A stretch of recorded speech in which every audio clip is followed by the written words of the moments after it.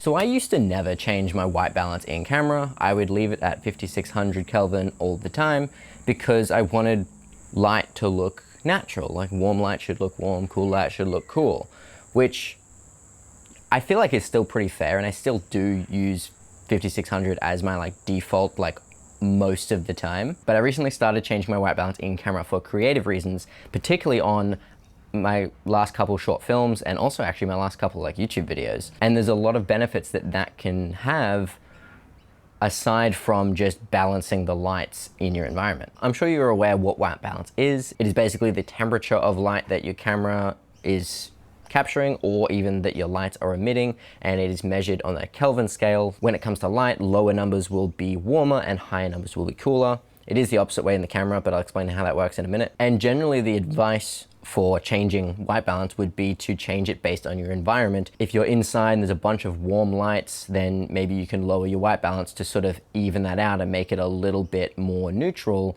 rather than being super, super warm. And on most cameras, there's a lot of presets for like daylight and tungsten and incandescent lights and moonlight, all that sort of stuff to sort of neutralize all of that. That's not how I would use white balance though, for the most part. If you're taking photos and you want it to just look nice and normal, then sure, do that to match your environment.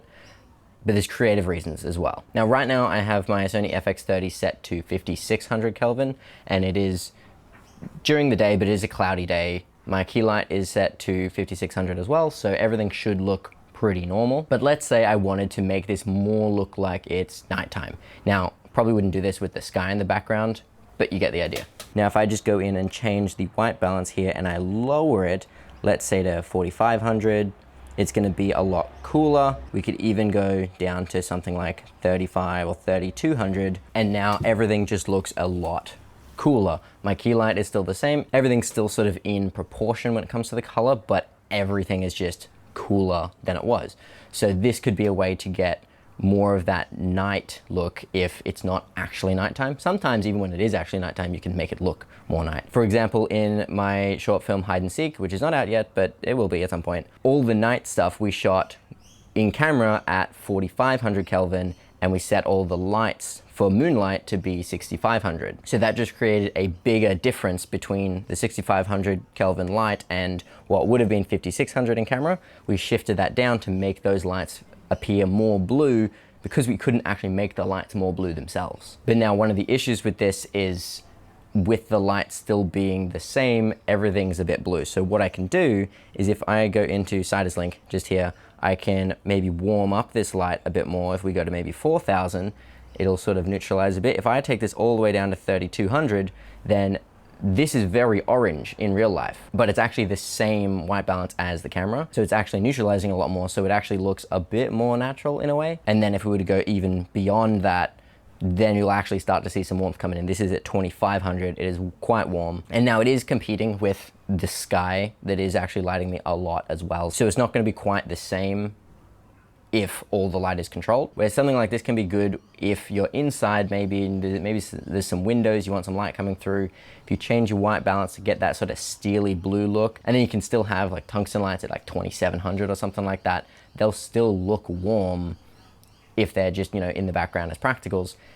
If for some reason, like in the show Severance, they had their like warmer lights actually more like white. They actually had them at a very similar color temperature to whatever the white balance was in camera, so they looked white and there was basically no warmth whatsoever, and that was a creative choice. We could also do the opposite, whereas if I wanted to warm this up a bit because it's a very gray day, I can maybe put the white balance even higher than what my key light is or what the sky is. So let's say if I put it at 6500, now my key light is still very warm, I haven't changed that yet, so maybe I'll put that back to 5600.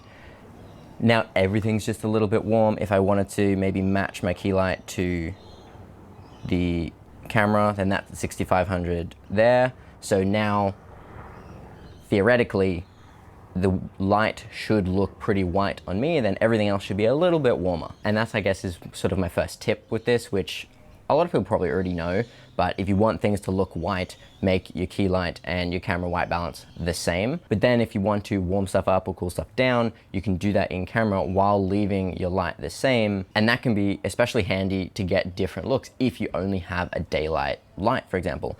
There's a lot of lights that are only 5600 Kelvin, and generally those would be like the first ones that a lot of people get because they are cheaper. So the first light I got was a Amaran 100D, cannot change that white balance whatsoever, so it's just stuck at 5600. If I was just using that, then maybe I could just change the white balance in camera to get a different look. Whereas with a full color light like this is the Amaran 300C, I can change the white balance all the way to 7500, cool it down even more, or I can go all the way to 2500. So this scene here that I've just set up, now it's still during the day, I've got a lamp there, and then I actually have my 300C outside behind me set at 5600. The white balance on the FX30 is also set to 5600, so it looks pretty like normal, white looks white. On the camera, let's change the white balance to, can you do this now? Change the white balance, we'll lower it to 4000. So as we can see it going down, the white walls are getting a bit bluer. Well, that's 4000. So as you can see, turning the white balance in camera down made that like blue look a little bit more realistic, because not only is the light itself that's hitting behind me, but also all the ambient light that's coming in the windows, that also turned blue. Now, the downside here is this lamp here also got a bit cooled down, so it's less warm.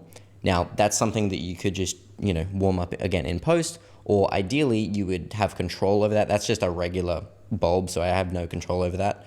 But if you had like something like a, what are the aperture bulbs called? I can't remember what the aperture bulbs called, but if you had those, you can adjust them, maybe make it even more warm, like maybe like 2700 or something like that, to really keep that warmth while cooling everything else down. Now we could go the other way, like let's say we wanted to make it look more like sunset, let's change the white balance up to like 6500. And then now everything's a lot warmer, and let's go even more. Let's go like 7,000. Yeah, so now everything's very warm. Now right now the light behind me is at 5600, so, and it's also at 100%. So I'm gonna turn it down a bit just so it's not as harsh. And then if I warm that right up, then it's gonna be, you know, that warm light coming in behind me. We've got the warm light here, so then everything's warm. So that sort of makes it seem, oh, maybe it's more like sunset. Yeah, so that's just sort of a practical example, I guess, of how you would do that in a scene like this to make more of a sunset look or to make more of a nighttime look, depending on what you're going for. And that's purely using the white balance in camera, maybe a little bit of using the color temperature of the lights. And as I mentioned before, white balance in camera is the opposite to white balance with lights. If we turn the temperature up on a light, it'll get cooler. If we turn it down, it'll get warmer. On the camera, it's the opposite because it's trying to match that light. Tungsten being lower, like, you know, 2700, 3000. I can't remember the actual proper temperature of tungsten. It probably has an actual number. And that's going to be warm light. So you'd turn your camera white balance down to match it. So if you're thinking about temperature in relation to lights, it's kind of counterintuitive because you'd think warm would be higher temperature and cool would be lower. But if you base it off the camera, then it actually makes sense. Lowering the color temperature in camera, or the white balance in camera, will cool things down, and raising it will warm things up. And as I said, changing white balance for creative reasons is generally why I do it. If I'm not changing it for creative reasons, then I'll just sort of leave it at 5600. But if I want, you know, the light behind me to look really blue, then I'll lower the white balance in camera and maybe use warmer lights to sort of neutralize it a little bit. And that can be really good if you want to have a nice like blue light coming in, even though it's daylight. Use warmer lights as your key, and then you'll sort of neutralize it, and it'll sort of create this nice teal and orange look without having to use teal lights. You just have to use orange lights. Another tip, which is like very basic, is don't use auto white balance in general. There's some use cases for it, but if you're shooting anything where you have control, don't use auto white balance. Set the temperature, even if that's leaving it at 5600. For the most part, you're better off keeping it consistent because it's easier to adjust from a level of consistency if you leave your white balance the same, versus if you have auto white balance and it's jumping all around in different scenarios, like if you're photographing a wedding or something like that. And especially for video, because if your white balance changes in the same clip, you're gonna have to either grade it differently or it'll just look weird when it changes that white balance. And if you are changing white balance in camera, one thing that I'll suggest is make sure that you know what you're shooting at, and then that's something that you can check before you shoot, because I've talked about this before when I had some issues with my Sony a7 IV when I shot my film Hide and Seek, where I think it was just overheating. It just didn't tell me it was overheating, and it would reset to 8-bit and then change back, and it would reset all my settings. And one of those settings, as I said, was the white balance that I'd changed down to 4500. So there was one clip, this is the clip, that is a different color temperature to all the other night scenes. So I had to adjust that in post because that clip was just a different white balance, because my camera had reset my settings and I didn't realize, and I forgot to change the white balance. And yeah, you don't want to be shooting stuff at one white balance and then you go outside to a different scenario and forget to change it. Make sure that if you are changing it, you know what it's at all times, basically. But overall, the benefit to doing stuff like that, like reducing your white balance in camera to make things bluer, in particular, to make things cooler, to make things look more like night. I also did that in my most recent short film that I shot, where it's more just give that little bit extra coolness to everything. One, to show that it's night, but then also just to give the footage a direction to go in the coloring process. Because if you leave everything neutral and white, or to be fair, the lights in that building, in this hallway here that you can see, they were at like 4000 Kelvin. So even if we shot that at 5600, those lights were warm, but we wanted to make them cool. So I just lowered the white balance to 3200 to make them cooler than what the camera was shooting at. So then I made these orange lights look blue. So yeah, that's white balance. I hope that explains some things. Let me know if you have any questions. Let me know if you do anything else with white balance. Go watch another video, do all the other things. I'll see you next time. Okay, bye. Also, check out this little contraption. I've got one camera mounted to the other camera, and oh no, we got zebras on the sky. That's not good. But look at this. I just had some rails on here, and I just put a base plate on both cameras, rails through there, and I just like slid that onto there. Manual focused it to the right distance, and yeah, I think I found the new way to record your screen without using like a Ninja or something. Anyway, okay, bye.